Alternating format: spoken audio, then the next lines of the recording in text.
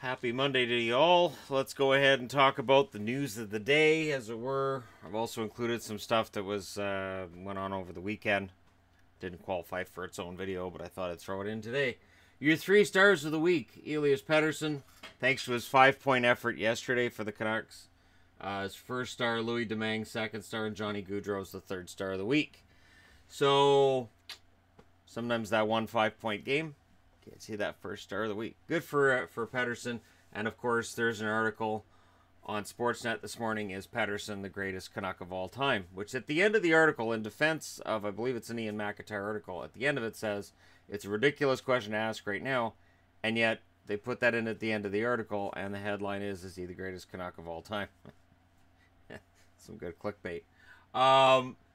So yeah, and this is a question we're going to hear every time he has a fantastic game. And again, it's a debate we'll be having probably for his whole career.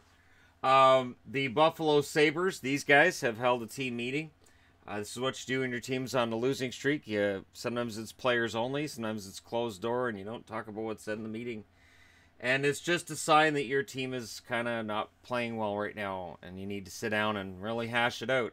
And sometimes it's a sign that they say, you know what, there's some tension going on in this locker room. We need to just air that out, which can go one of two ways, of course. So, yeah, Buffalo team meeting means they've lost 5 in a row.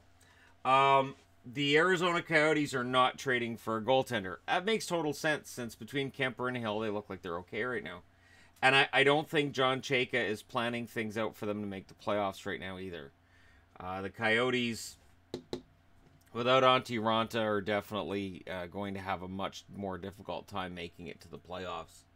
But maybe the general manager's throwing in the towel on the playoffs already, which would be an absolutely horrible, horrible thing to do, just because they're still within shouting distance. They're not that far out when you look at the standings. And they've had a solid season so far. So hopefully this is more of a vote of confidence in the guys that they have, rather than a we're not going to make it anyways. And I'm not gonna get into whatever Chayka said or didn't say, because GMs will say whatever at the time just to make the media people go away. Not that I necessarily blame them. So Chad Johnson's on waivers for the St. Louis Blues. Bennington's been called up.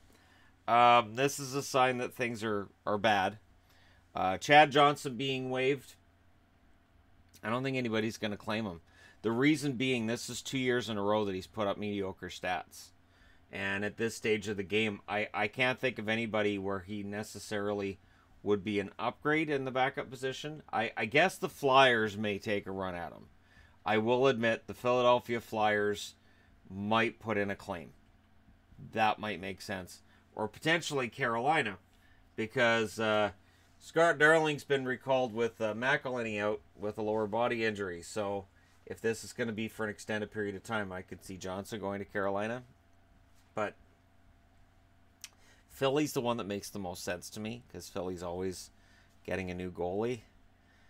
They just seem to, well, we'll take him. We'll take him.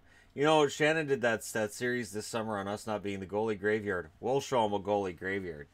Anyways, we'll see what happens with Johnson. I honestly, if I had to wager right now, feet to the fire, I wouldn't imagine he gets picked up. His numbers just haven't been very good. He had a couple of good games in the middle there, but at the start and at the end, not so much.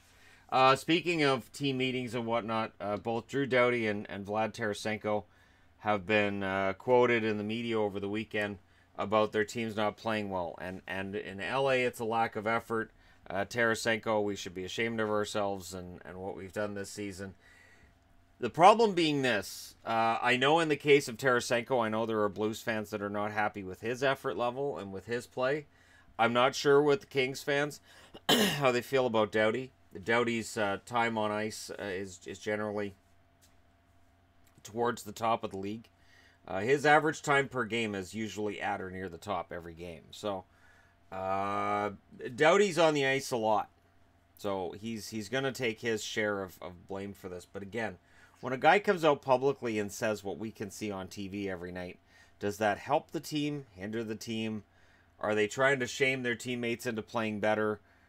Could Tarasenko be signaling maybe he wants out of St. Louis? He's Russian, right? So we automatically assume he's not a team player he wants out.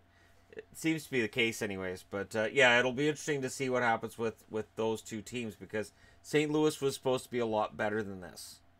St. Louis was supposed to be at least a playoff team, and at its outlier, probably a contender. And this year, that just hasn't happened. DeMello's out with an upper body injury because he's a Senator. Right now, everything in Ottawa is kind of up in the air. Also up in the air is the statuses of both Duchesne and Stone. So, Matt Duchesne is playing probably the best season he's ever played right now.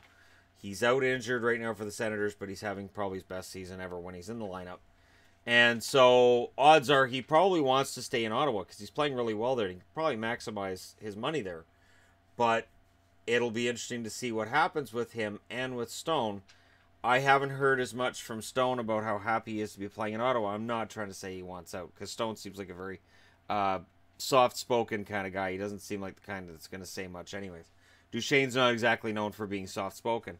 But it'll be interesting to see what they do. What the Senators do overall, because again, they don't have their own first-round draft pick. I wouldn't rule them out for some form of trade at this point, an actual hockey trade because of that. But it doesn't look like Duchesne and Stone are going anywhere. Speaking of going places, the roster freeze will be in effect this year from December 19th to 27th. So for new fans, that means you're not sending anybody down, you're not calling people up unless it's an emergency, and nobody's getting traded during the roster freeze. That's 8 days where they say, yeah, we're not trading people. It's around Christmas, so have some respect for people at Christmas, and no trades taking place, which coincides really well with me going to Vegas from the 20th to the 27th. So thank you, NHL, for making sure that while I'm out, hanging out, and doing stuff in Vegas, that I'm not going to miss a trade. It's very nice of the NHL to perfectly coordinate that with me.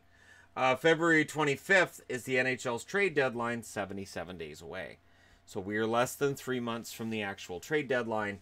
And yeah, some teams between now and then have some interesting moves to make, and the Senators being one of them, Buffalo being another one.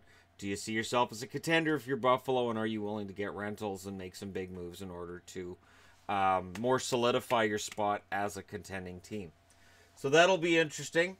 And for those of us who like seeing movement and like seeing moves being made, I think the teams that make the moves sooner are usually the ones that are smarter. You ensure that your players that you're picking up are more capable. I think the perfect time, if you can find the right trade partner in the right trade, I think making that trade with about 30 games left, if you feel like you're a contender, I think that's about the sweet spot.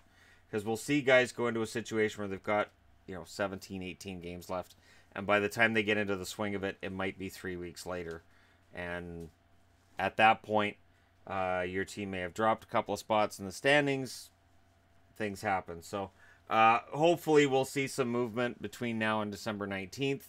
There's word there's going to be a lot of movement between now and December 19th. We'll see. We know the Flyers are in the trade market.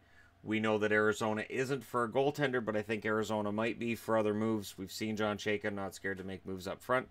I think it'll be a very interesting time. So there you go. Let me know your thoughts in the comments section below. As always, don't forget to hit like and subscribe. If you're browsing your way through, just happen upon this video. Thank you guys so much for watching. I'll talk to you again soon.